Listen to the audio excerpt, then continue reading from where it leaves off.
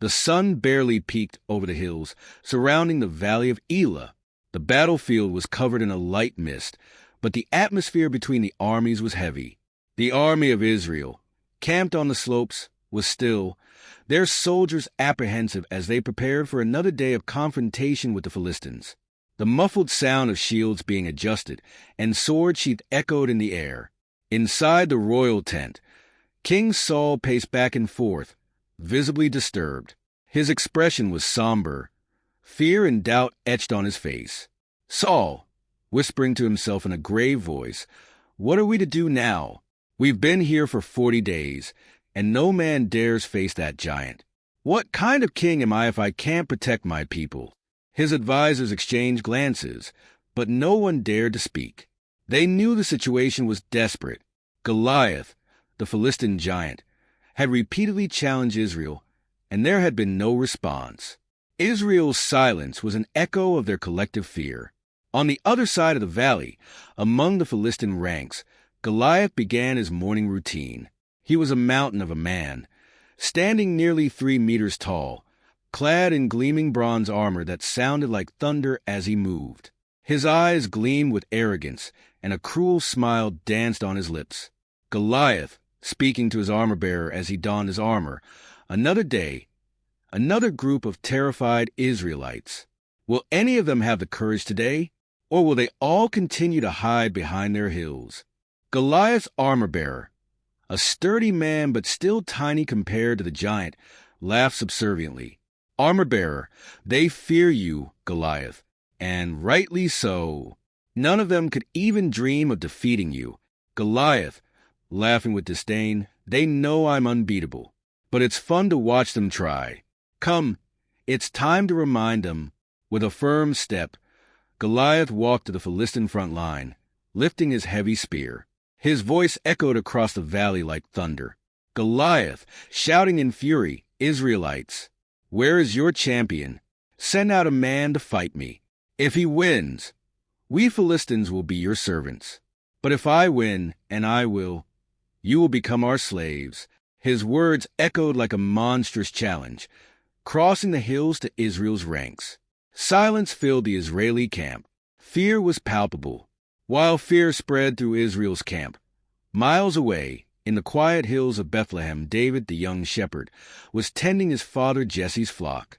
He was the youngest of 8 brothers and spent his days in the pastures, protecting the sheep and playing his harp. Despite his youth, David had a firm determination in his eyes, an uncommon tranquility for someone his age. David spent his time in the hills, composing songs to God. His melodies spread through the valley, calming the sheep and the animals around him. He often looked up to the sky, as if seeking guidance. David, singing softly to himself, "The Lord is my shepherd. I shall not want. Even though I walk through the valley of the shadow of death, I will fear no evil, for you are with me." Suddenly, a familiar figure appeared on the horizon. It was Eliab, David's eldest brother, looking serious. He hurried toward David, bringing an urgent message from their father.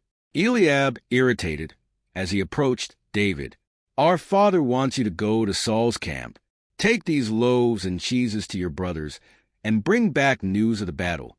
David looked at his brother, noticing the concern in his eyes. He knew the war against the Philistines was far from over. David, with curiosity, "What's happening there, Eliab? Why are you taking so long to return?" Eliab, with a deep sigh, "You wouldn't understand, David. It's no place for a boy like you. Just do what our father asked and stay out of trouble." David, though young, felt something stir in his heart. There was a deeper calling he didn't yet fully understand. He knew he needed to go to the camp, but something inside him told him this would not be a simple delivery mission. The next day, before dawn, David left Bethlehem with the supplies.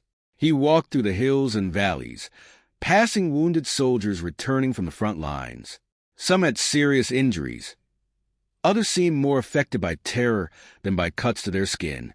As David approached the Israeli camp, he heard the murmur of anxious conversations. When he finally arrived, his eyes widened at the size of the camp. There were thousands of soldiers, But what surprised him the most was the silence. It was a silence heavy with fear.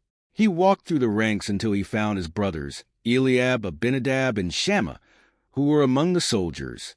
They looked exhausted and tense. David, handing over the bread and cheese, "Father asked me to bring these to you. How are things? What's going on?" Eliab, frowning, irritated. "Why are you here, David? Who's watching the sheep in the desert? You just want to see the battle. Go away." David, confused but calm, "I only came to bring what our father sent.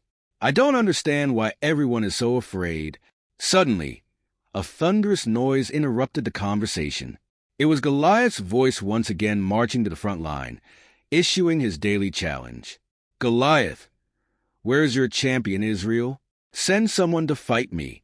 Are you all cowards? Is there not a single man of courage among you?" David stood still, listening to the giant's words. He looked around and saw the terror in the eyes of Israel's men, including his brothers. No one dared even move. As Goliath shouted, something ignited within David. Indignation grew with every word that came from the giant's mouth. How could an uncircumcised man, an enemy of God, dare challenge the Lord's army with such arrogance? He couldn't believe no one in Israel had the courage to face him. David, turning to Eliab and the other soldiers, "Who is this uncircumcised Philistine that he should defy the armies of the living God? How can you let him do this?" The soldiers around him looked at him in astonishment. Who was this young man who dared to speak with such confidence? Eliab, however, became even more irritated with his brother's audacity. Eliab, exasperated, "What do you know about war, David? Go away before you cause more trouble. Do you think it's easy to face a giant like Goliath?" David's words began to spread throughout the camp. The young shepherd dared to say that he would face Goliath, the giant who had tormented the Israeli army for weeks. Some soldiers laughed at him, but others were intrigued by his audacity. While David continued to ask who had the courage to face Goliath, some men rushed to Saul's tent to inform the king about the brave young man. Messenger, entering Saul's tent, breathless, "Your Majesty, there's a young man in the camp who says he can face Goliath. He's not afraid and speaks with great confidence." Saul, exhausted and disheartened, looked at the messenger with skepticism. "Saul, who is this young man? A warrior? A strong man?" Messenger, shaking his head, "No, my lord. He is just a shepherd from Bethlehem." Saul, suspicious but curious, "Bring him to me." David was brought into Saul's tent, where the king looked at him with suspicion. He didn't appear to be a warrior, but rather a skinny young man with bright eyes full of conviction. Saul, frowning, "Are you the boy who says he can face Goliath? How can you, being so young, think you stand a chance against a giant trained for battle since youth?" David, calm and confident, approached Saul. "David, Your Majesty, when I was tending my father's sheep, lions and bears came to attack the flock. But the Lord gave me strength to defeat them. This Philistine will be like one of them. The Lord who delivered me from the paw of the lion, and the bear will deliver me from the hand of this giant." Saul looked into David's eyes and saw something he hadn't seen in many of his warriors, an unshakable faith. After a few moments of silence, the king nodded. "Saul, go, and may the Lord be with you. But first wear my armor." Saul's servants brought out the royal armor, a large piece of bronze made to protect the body of a strong warrior. They began to dress David, but it quickly became clear that the armor was too heavy for him. David tried to move but felt restrained. David, laughing softly, "Your Majesty, I cannot fight like this. I'm not used to armor. Let me face Goliath in my own way." Saul, still reluctant, agreed with a nod. David removed the armor and left the tent, wearing only his simple shepherd's clothes. David to himself, "My strength comes from the Lord, not from heavy weapons." David descended to the stream running through the valley of Elah. He knelt and began carefully selecting 5 smooth stones, placing them in his pouch. In his hand, he held his sling, a simple shepherd's weapon he had used many times to protect the flock.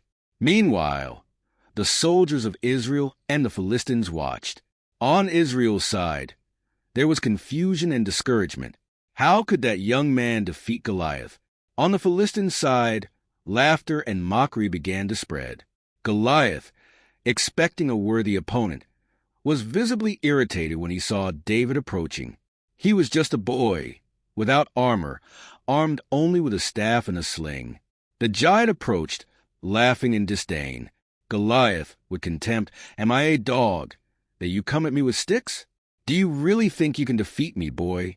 David, calm, but firm, "You come against me with sword, spear, and javelin. But I come against you in the name of the Lord Almighty, the God of Israel, whom you have defied." Goliath laughed, but there was a gleam of fury in his eyes. He brandished his spear, preparing to crush the young man once and for all. Without hesitation, David began to whirl his sling. The movement was fast and fluid, the result of years protecting his sheep. As Goliath advanced, the young shepherd focused on a single point, the exposed forehead of the giant. Goliath, advancing in rage, "I will give your flesh to the birds of the air." David, calm as he whirled the sling, "Today, the Lord will deliver you into my hands, and all the earth will know that there is a God in Israel." David released the stone. The sound of the stone cutting through the air was swallowed by the silence that enveloped the armies. The stone flew straight and true.